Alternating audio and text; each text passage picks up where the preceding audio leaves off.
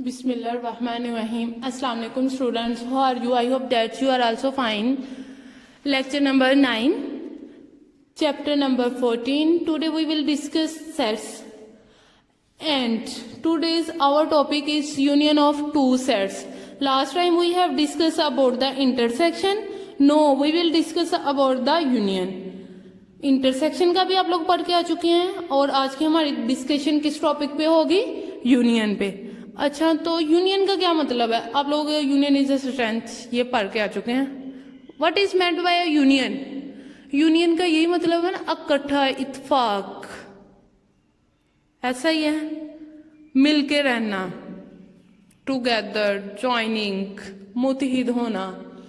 इसी तरह से सेट्स भी मुत्तहिद होते हैं, वो भी लड़ते नहीं है एक दूसरे से, मिलजुल के पढ़ते रहते हैं एक दूसरे के साथ। वो ये नहीं कहता भाई तुमने ज्यादा खा लिया तो मैंने कम खा लिया, ये ऐसा कुछ नहीं होता, वो एक दूसरे से मिलजुल कर रहते हैं। तो यहाँ पे आप देखिएगा यूनियन, यूनियन का मैंने आप लोगों को मीनिंग सामने नजर आ रहा है, क्या लिखा है? टुगेदर, ज्वाइनिंग और मुत्तहिद, मुत्तहिद होना, इकट्ठे, मिलजुल कर, ठीक है। और यहाँ पे यही union of two sets, sets में हम लोग नंबर्स मैथ पढ़ रहे हैं, ऑब्वियसली ये बात होगी कि हम लोग we will discuss about the numbers, numbers को ही डिस्कस करेंगे। तो यहाँ पे नंबर्स को इकट्ठा ज्वाइन करके लिखना, ये होगा यूनियन का मतलब। मजे का ना टॉपिक, आज आप लोगों को मजा आएगा, कल से भी ज्यादा। तो देखिए यूनियन, यूनियन मैंने अभी आप लोगों को बता दिया, यूनियन का मतलब इकट्ठा, मुत्तहिद होना। नंबर्स के बारे में पढ़ते हैं तो नंबर्स इकट्ठे होंगे, ये तो नहीं है ना कि अब हम लोग बंदों को इकट्ठा करना शुरू कर दें, भैया आप भी आ जाओ, आप भी आ जाओ, आप भी आ जाओ। आप लोग भी इकट्ठे मिलजुल कर रहे हैं, यूनियन इत्तेफाक में बरकत है, यूनियन इज स्ट्रेंथ। तो फिर यहाँ पे भी नंबर्स में भी बरकत डालें ताकि हमारा काम जल्दी हो जाए। तो चलते हैं यूनियन, अपने काम की तरफ आते हैं। यूनियन, यूनियन का मीन्स है टुगेदर, ज्वाइन और मुत्तहिद, नंबर्स को इकट्ठा करके लिखना। फॉर एग्जांपल, पहले तो आप लोग एग्जांपल समझ लें, फिर हम लोग डेफिनेशन की तरफ आएंगे, फिर हम लोग अपने क्वेश्चंस को सॉल्व करेंगे। तो ए है हमारे पास एक सेट है, ए लिखा है 1 2 3 and B set equal to 3 4 5। अब यूनियन फाइंड करना है, तो यूनियन का साइन यू ही लगाकर ही रिप्रेजेंट करते हैं। इंटरसेक्शन के लिए आप लोगों ने देखा था यू को उल्टा करके लिखते थे, ऐसे ही है ना। तो यहाँ पे ए यूनियन बी इक्वल होगा, पहले ए है तो ए की वैल्यू लिखेंगे 1 2 3, यूनियन है, यूनियन का साइन लगाएंगे बी, बी सेट हमारे पास है 3 4 5, ये लिख दिया। यूनियन का ये मतलब है इकट्ठा करके लिखना, लेकिन लिखना आप लोगों ने नंबर्स को लिखना, हम लोगों ने तो सीक्वेंस से लिखना है, ठीक है। तो यहाँ पे 1 इस सेट में है लेकिन दूसरे में नहीं है, लेकिन 1 को भी लिखेंगे। ये है कि दोनों सेट्स में जितने भी एलिमेंट्स आ रहे हैं ना सबको लिखना है। इजी वर्डिंग में ये समझ लो, दोनों सेट्स में जितने भी नंबर्स आ रहे हैं उन सब नंबर्स को लिखना है, ठीक है। लेकिन अगर दोनों सेट्स में अगर कोई नंबर सेम आ रहा है, रिपीट हो रहा है, तो उस नंबर को हम लोग आंसर में एक दफा ही लिखेंगे। जैसे आप लोगों को नजर आ रहा है 3 1 इसमें था और 2 इसमें है, लेकिन इसमें नहीं है, लेकिन हम लोग लिखेंगे जरूर, क्योंकि कंबाइन करके इकट्ठा करके लिखना है ना। जैसे एक के पास 5 रुपए हैं और दूसरे के पास 5 रुपए हैं, दोनों मिलाएंगे तो 10 रुपए हो जाएंगे। ये तो नहीं है ना कि एक के पैसों को हमने मिलाया ही नहीं है, दूसरे पास एक के रखे हैं, ऐसा नहीं। ये है कि दोनों नंबर्स को मिला के लिखना है, ठीक है, इकट्ठा करके लिखना है। लेकिन ये है कि अगर सेट्स में, अगर दोनों सेट्स में एक नंबर 2 टाइम्स रिपीट होता है तो उस नंबर को हम लोग लिखेंगे 1 टाइम्स, ओके, 1 2। अब देखें 3 इसमें भी आ रहा है और इस सेट में भी आ रहा है, 3 2 टाइम्स 3 3 तो नहीं लिख देंगे। अगर 3 3 लिख देंगे तो फिर वो सेट नहीं रहता, बिकॉज हम लोगों ने पढ़ा था according to the definition of the set, set is the collection of the objects which are well defined and distinct. जो कि वेल डिफाइंड हो और डिस्टिंक्ट हो मीन्स ये रिपीट ना हो, तो फिर ये तो 3 3 रिपीट हो जाएगा, इस वजह से 3 को एक दफा ही लिखेंगे। 3 लिख दिया, 4 और 5 इस सेट में है लेकिन फर्स्ट वाले में नहीं थे, आंसर में हम लोगों ने 4 और 5 को भी लिखा है, ठीक हो गया। ये आप लोगों को सामने नजर आ रहा है, काम किया हुआ, ठीक है।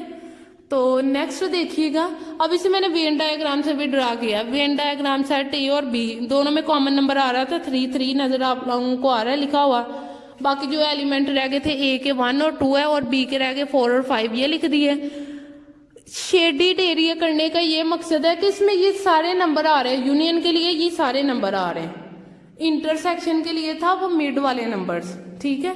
1 2 3 4 5 ये था इसका आंसर।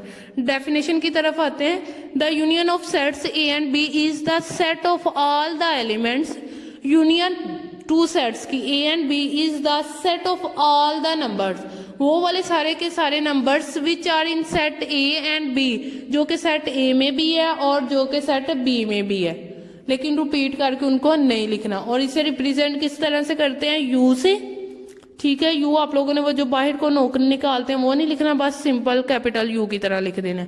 यू ए यूनियन से पढ़ेंगे इसको, फिर जो यूनियन ए यूनियन बी पढ़ेंगे। जिस तरह से अगर कोई सेट ई यूनियन एफ दिया हो वो पढ़ लेंगे, एक्स यूनियन वाई, इस तरह से आप लोगों को दिए जा सकते हैं। जो भी सेट देगा उन सेट को और यूनियन पढ़ देंगे, ठीक है। अब नेक्स्ट चलते हैं हम लोग अपने प्रैक्टिस नोट 7 की तरफ।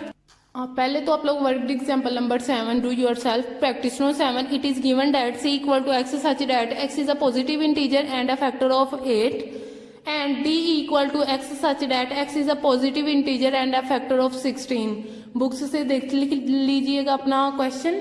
सी में कहते हैं वो वाले एलिमेंट्स है जो कि पॉजिटिव इंटीजर हो और फैक्टर किसके हैं, 8 के। फैक्टर मीन्स ये 8 किस किस टेबल में आता है। और डी में वो वाले इंटीजर्स हैं जो कि फैक्टर ऑफ 16 है, मीन्स ये कि 16 किस किस टेबल में आता है। तो फर्स्ट वाले में कहता है then list all the elements in C and in D in set notation. C और डी में जो भी एलिमेंट्स हैं उनको आप लोगों ने क्या करना है, सेट नोटेशन की फॉर्म में लिखना है। तो सेट नोटेशन की फॉर्म में लिखने के लिए देखिए सी में वो नंबर्स आएंगे जो कि 8 के फैक्टर्स हैं। तो 8 किस टेबल में आता है, 1 के, 2 के, 4 के और 8 के, ये लिख दिया। और डी किस किस टेबल में आता है, 16 जो है, सॉरी डी में वो वाले इंटीजर्स आ रहे हैं जो कि 16 के फैक्टर्स हैं, ठीक है। 16 किस किस टेबल में आता है, 1 के टेबल में आता है, 2 के, 4 के, 8 के एंड 16 के। ये जितने एलिमेंट्स लिखे हैं ये आ गया डी के एलिमेंट्स, ठीक है। इसे हम लोगों ने सेट नोटेशन की फॉर्म में लिख दिया। सेकंड में कहते हैं draw Venn diagram to represent the set C and D.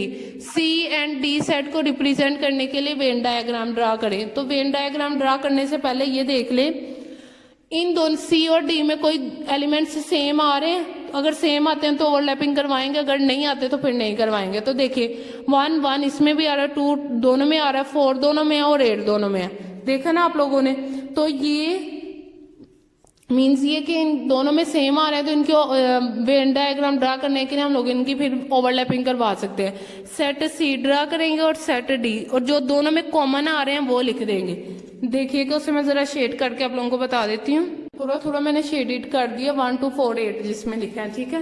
Lining नजर आ रही है लगी हुई।